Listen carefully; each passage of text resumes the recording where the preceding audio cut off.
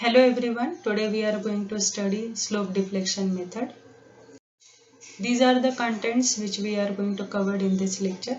Introduction of slope deflection method, assumption to be used in this method, the applications and the procedure of slope deflection method, and the basic equation of slope deflection equation. As we know, there are two types of beams or a frame, we can say, the statically determinant beam or statically indeterminate beam. The statically determinant beam can be solved by using three equilibrium equations, that is summation fx, summation fy and summation of moment equals to 0. We can find out all unknowns by using three equilibrium equations. But in case of statically indeterminate beam, the three equilibrium equations are not enough to find out the unknown reactions or the moment or the slope, we can say. So for that purpose it is necessary to use some different methods to analyze the indeterminate beam. So these methods are slope deflection method, moment distribution method and the Kani's method. So today we are going to study slope deflection method. Now there are some basic assumptions that we have to assume while analyzing the statically indeterminate beam, that we have to assume all joints of the frames as rigid one.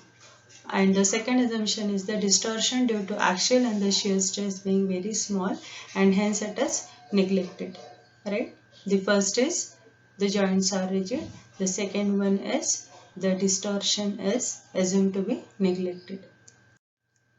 Next one is we can apply this slope deflection method to a beam and the frame also, and it is again divided into sway and non-sway analysis. That is, it is applicable for the continuous beam, frames with outside sway and frames with side sway. Point is to find out the fixed end moment. So how to find out the fixed end moment for a different type of loading. So I would like to give an example of a simple beam, fixed beam, which is loaded with the UDL.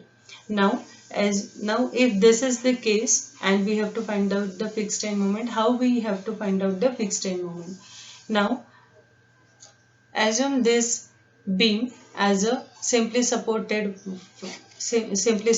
one. One second. Assume this beam as a simply supported first. As it is simply supported, there will be reactions Ra and Rb, and it is loaded at the center of the span, that is L by 2, L by 2. So definitely the reaction at Ra and Rb is C. After that, the maximum bending moment is at the center.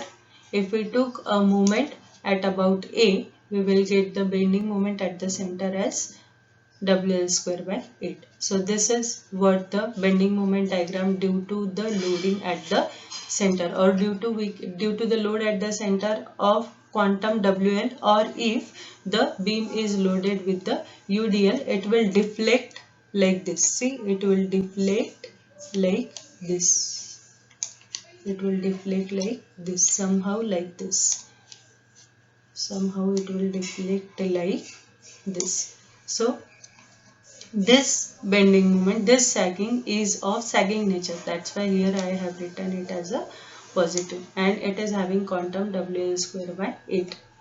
Now the next step is assume it as a fixed, and as we apply the loading in the first part, now we have not considering the loading in this case. Now as it is fixed one, it will try to oppose the sagging of the beam due to the loading. So it will have a hogging bending moment over here. So it will have somehow hogging bending moment over here, right? So that's why I have written over here a negative sign. And in this case, the moment at A is equals to moment at B due to the symmetrical loading. So the bending moment diagram is obviously of a rectangular shape, and as it is equal, I denoted it as a M.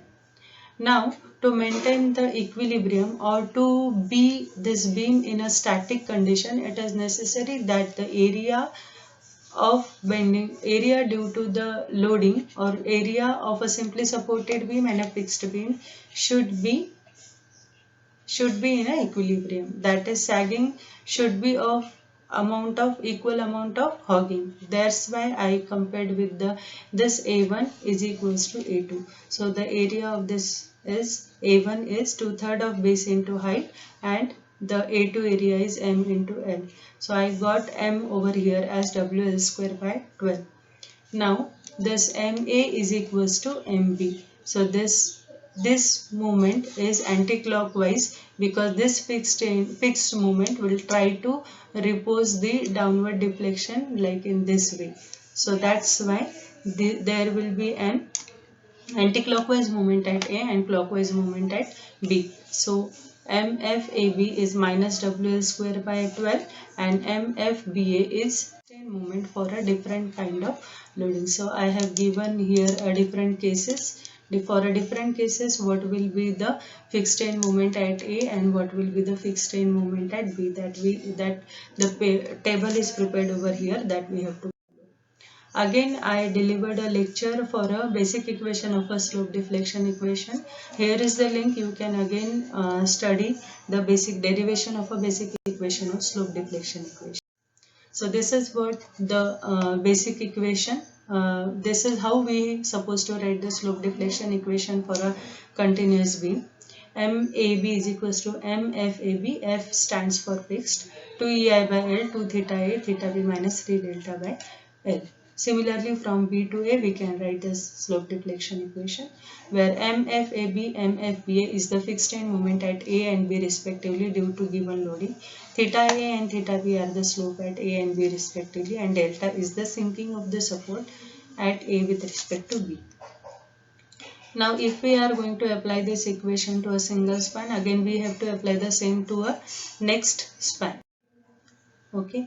Now in the next lecture we will study about the numerical. We will solve a numerical by following the same procedure, assumptions and the other things. Initially we are going to solve the beam problems. Later on we will move towards the frame problem.